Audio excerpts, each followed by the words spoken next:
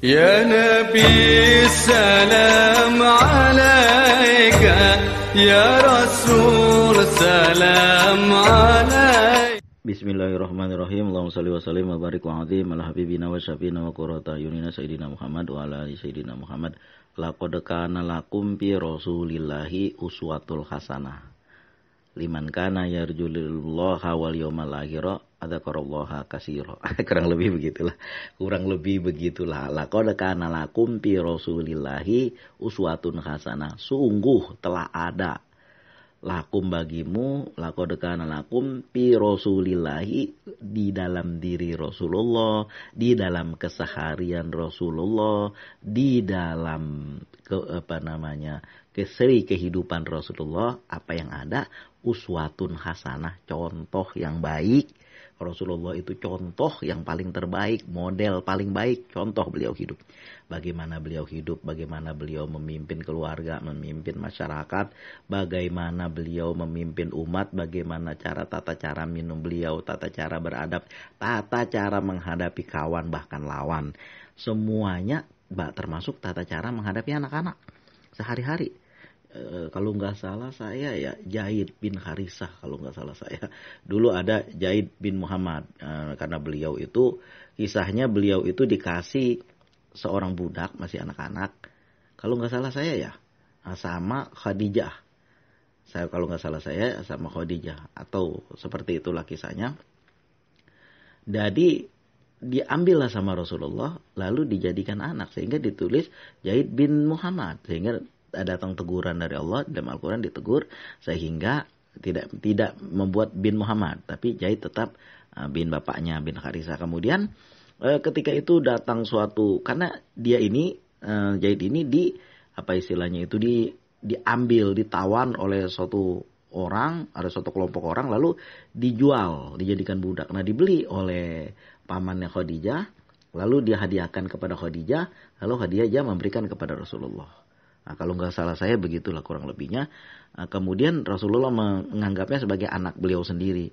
Diajarkan dengan kebaikan seperti akhlak beliau.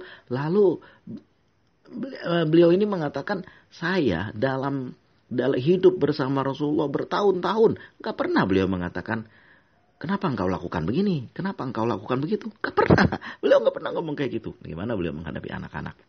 Laqad kana lakum fi Rasulillahi uswatul hasanah. Suatu hari Rasulullah menyuruhnya untuk melakukan sesuatu, entah membeli apa di pasar. Lalu namanya anak-anak, dia jalan, bukannya dia kerja terus, dia main dulu. Kok kagak balik-balik Zaid nih? Ditengok sama Rasulullah, rupanya lagi main. Zaid, apakah engkau sudah melakukan apa yang telah aku suruh? Kurang lebih begitu. Ya Rasulullah, saya lupa, karena main. Rasulullah tidak marah.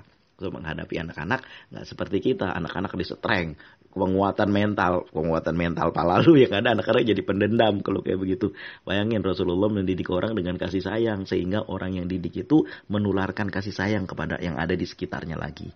Begitu cara mendidik beliau, bukannya orang dibentak-bentak, penguatan mental, ujung-ujungnya apa, dia ngebentak orang yang ada setelahnya, lalu membuli orang yang setelahnya, jadi bagian komunitas pembuli akhirnya. Rasulullah tidak mengajarkan seperti itu, beliau mengajarkan dengan kasih sayang, sehingga yang diajarkan itu penuh kasih sayang dengan orang yang setelahnya.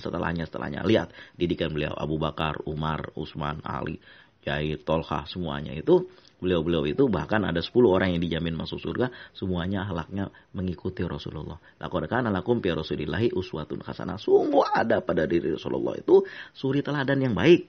Semua peri kehidupan beliau, bagaimana beliau mencari nafkah, bagaimana beliau bermuamalah. Nah, datang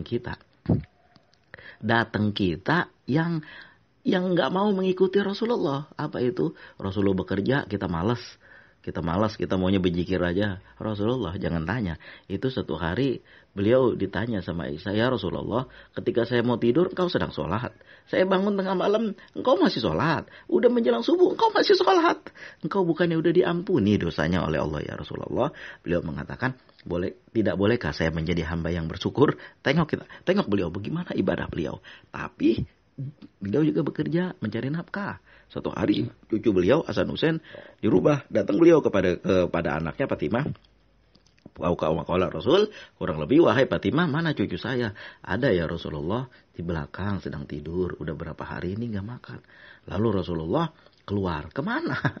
Beliau keluar kemana kira-kira? Ke kebun, mudah-mudahan ada yang bisa dibantu dapat korma. Lalu beliau menimba air dapat korma, mau diberikan kepada cucunya. Nah ini ayo sama-sama makan. Begitulah. Datang kita pinter sendiri, di rumah membaca ini membaca itu. Bukan pengen dimudahkan urusannya, tapi pengen datang rezeki dari langit. Ustaz, saya pengen banget lunasin hutang riba, tapi gak ngomong ngapa-ngapain. Gimana ceritanya? Kalau semua kayak begitu, gak ada orang yang nanti yang jadi pilot, gak ada orang yang nanti yang jadi dokter, gak ada orang yang nanti menjadi pedagang. Semuanya pada di rumah membaca ini, membaca itu. Bukan seperti itu. Laqad kana lakum fi Rasulillahi uswatun hasanah. Ada contoh terbaik dari Rasulullah. Apa yang beliau lakukan? Beliau berdagang. Beliau membawa dagangan, bahkan masih remaja-remajanya dibawa oleh paman beliau ke luar negeri Mekah. Kemana? Ke Sam. Ke Sam itu jauh letaknya dari situ. Naik onta sama-sama ikut kapilah dagang. Sehingga bertemu, ada kisah-kisah selanjutnya bertemu dengan pemuka agama lain yang mengatakan bahwa dia nanti jangan lama-lama anak ini akan menjadi Rasul. Nah begitulah datang kita nggak mau usaha, maunya baca ini, baca itu, pengen lunas utang. Itu nggak boleh yang seperti itu. Rasulullah tidak mengajarkan seperti itu. Ikuti, laqad kana lakum fi Rasulillahi uswatun hasanah. Sungguh telah ada pada Rasul contoh teladan yang baik. Beliau paling banyak beribadahnya, tapi beliau juga orang yang nggak males. Suatu hari Rasulullah ditanya dalam satu perang, ya Rasulullah, ini yang membuat strategi seperti ini dari Allah, wahyu, atau dari engkau sendiri? Ini dari saya sendiri, Salman. Kurang lebih begitulah. Ya Rasulullah, ada baiknya kita gali parit ini, lalu nanti kalau musuh datang, dia akan terjebak dalam parit. Oh betul juga. Lalu Rasulullah memerintahkan untuk menggali, dan beliau kagak nyantai. Beliau ikut ngegali, mecahin batu, sampai waktu itu padahal perut beliau lapar. Bayangin coba, datang kita maunya santai-santai wae. Yang benar aja. Rasulullah, Allah merintahkan kepada kita untuk ikut Rasulullah. Suri tauladan. Ikuti apa yang Rasulullah katakan. Ikuti apa yang Rasulullah perbuat. Laqad kana lakum fi Rasulillahi uswatun hasanah. Contoh terbaik. Rasulullah bekerja berusaha. Satu malam dalam perang Badar, Rasulullah berdiri berdoa kepada Allah. Sholat itu sepanjang malam sholat. Rasulullah memohon kepada Allah, ya Allah, tolong apabila hari ini umat Islam kalah dalam perang Badar ini. Perang Badar itu tahu nggak? Bulan puasa. Waktu itu kaum muslimin lagi miskin-miskinnya, dan waktu itu hampir panen korma. Orang benar-benar menunggu. Kayak kita nunggu gaji begitu. Bagaimana sih? Ya mungkin lebih lagi beliau, lebih sulit lagi beliau. Gaji lama banget nih. Baru tanggal berapa? Gaji belum nyampe. Nah kita gitu, tiba-tiba kita disuruh keluar perang. Ya nanti bagaimana siapa yang panen pohon korma? Bulan puasa lagi dan suhu tinggi. Bayangin kita bulan puasa, kita santai-santai wae, tidur di rumah pakai AC. Bulan puasa dan mengharap yang surga yang sama dengan Rasulullah. Lalu beliau itu berperang bulan puasa, suhu panas. Dan pada waktu malamnya beliau berdoa kepada Allah. Siangnya berperang melawan Kufar. Itu pasukan Rasulullah 312 atau 313, saya lupa. Orang kafir 1000 lebih. 1000 lebih. Ayo coba. Satu lawan berapa? Lawan 3,5 orang. Satu lawan 3,5 orang. Kalau dibandingin, coba bayangin.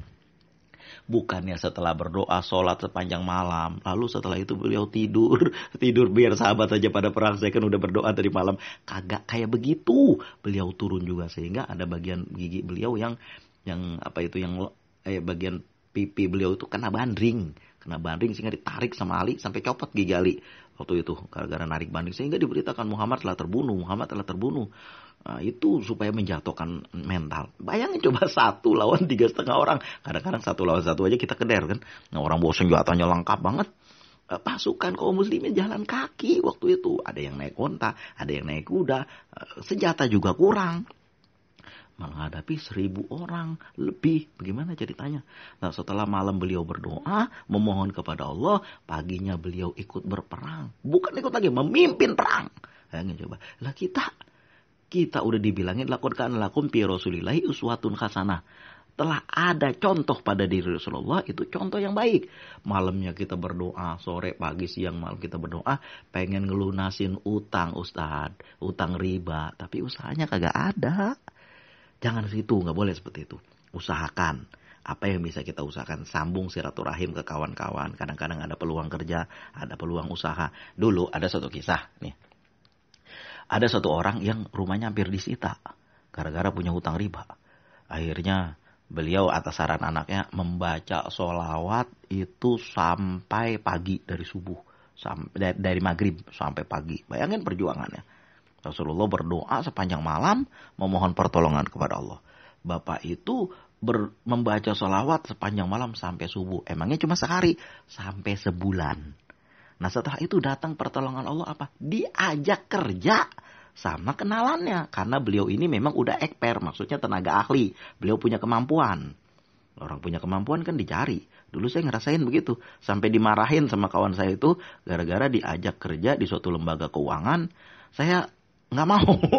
Iyalah kata saya, insya Allah nanti setelah saya pikir-pikir saya gak jadi. Akhirnya kawan saya itu nggak dapet orang lain. Kesel dia marah sama saya. Kamu ini, kawan itu sepantar sama saya. Nyusahin saya aja tadi udah siap kita terima. Kenapa gak jadi? Dia bilang enggak, saya pikir-pikir dulu. Banyak urusan yang saya pikirin. Saya gak jadilah waktu itu.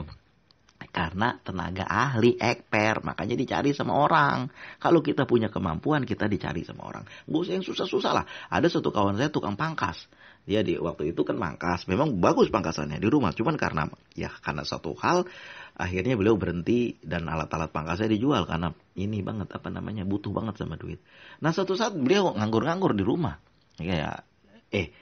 Si Hanu bukannya bisa mangkas ya? Bisa, bagus pangkasannya. Ayo yuk mangkas di sini tempat saya. Nanti kita bagi 2. Ini coba tenaga ahli. Itu tenaga ahli yang ringan-ringan aja. Ada suatu kenalan saya biasa belanja sama ibu itu makanannya enak. Saya biasa belanja di situ di warung. Beliau punya warung. Saya tanya, Bapak kemana Bu? Nggak bantuin? Bapak dipanggil ke PT. Adalah suatu PT, nggak usah saya sebut nama. PT besar di sini, perusahaan pemerintah. Beliau dipanggil walaupun beliau udah pensiun, tapi kalau ada peralatan mesin yang rusak, beliau tetap dipanggil. Itu tenaga ahli. Nah, karena beliau punya tenaga ahli, akhirnya diajak sama kawannya untuk apa? Untuk kerja. Saya bilang saya kayaknya nggak bisa kerja. Kenapa? Punya masalah. Apa masalahnya? Begini, saya punya utang dan rumah saya akan disita. Oh ya biar kami talangin dulu. Yang penting kamu kerja yang dengan tenang nih. Dikasih dulu. Alhamdulillah, namanya tenaga ahli. Allah kasih jalan. Dengan berkah dan karomah membaca sholawat, beliau bisa kerja lagi dan bekerja dengan baik sehingga rumahnya selamat. Setelah beliau membaca sholawat selama 1 bulan penuh. Itulah makanya bukannya kita, Ustadz pengen lunasin utang riba, ya kagak ngapa-ngapain. Cuman baca ini, baca itu. Cara saya meminta uang pada Rasulullah. Padahal Rasulullah bukan tempat meminta, nomor 1. Padahal beliau juga bekerja, berusaha. Malam beliau berdoa sepanjang malam, paginya beliau ikut berperang, memimpin perang. Nggak bayangin, beliau berdoa sepanjang malam sampai kaki-kakinya bengkak. Itu beliau juga berusaha menjadi pedagang, diajak ke membawa dagangan. Khadijah diajak oleh pamannya untuk berdagang. Juga beliau bekerja di kebun itu waktu itu.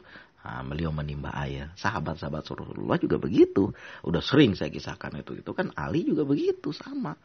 Allahumma sholli wa sallim wa barik wa azim ala habibina wa syafina wa qurrata ayunina Sayyidina Muhammad wa ala ali Sayyidina Muhammad. Sholawat kita banyak-banyak baca. Memperbanyak sholawat membaca di malam Jumat, di hari Jumat. Di hari-hari lain. Surat Al-Waqiah kita baca. Kita mohonkan kepada Allah, kita sholat duha, kita sholat tahajud. Juga jangan pernah lupa usaha kita kerjakan. Sehingga dengan berkah dan karomah kita dekatkan diri kepada Allah. Allah bukakan pintu-pintu rezeki. Dagangan kita jadi banyak yang beli. Usaha kita jadi laku, jadi rame. Bukannya baca sholawat pengen dapat dagangan. Bukan seperti itu, nanti direbarin lagi masalahnya. Kita memohon kepada Allah, berdoa, ya Allah tolong dagangan saya biar laku hari ini. Doa yang tidak dibacakan sholawat tidak akan sampai ke hadirat Allah. Jangan lupa itu. Beliau pedagang, kita ikut juga pedagang. Beliau berusaha, kita ikut berusaha. Laqad kana lakum fi Rasulillah uswatun hasanah. Contoh terbaik dari Rasulullah, kita ikutin. Beliau bekerja, kita bekerja. Beliau berusaha, kita berusaha. Usikum wa nafsi bitaqwallah. Beliau berdoa, kita berdoa. Beliau mengajarkan kita membaca salawat. Kita amalin membaca salawat. Usikum wa nafsi bitaqwallah. Terima kasih atas segala perhatian. Mohon maaf atas segala kekurangan. Assalamualaikum warahmatullahi wabarakatuh.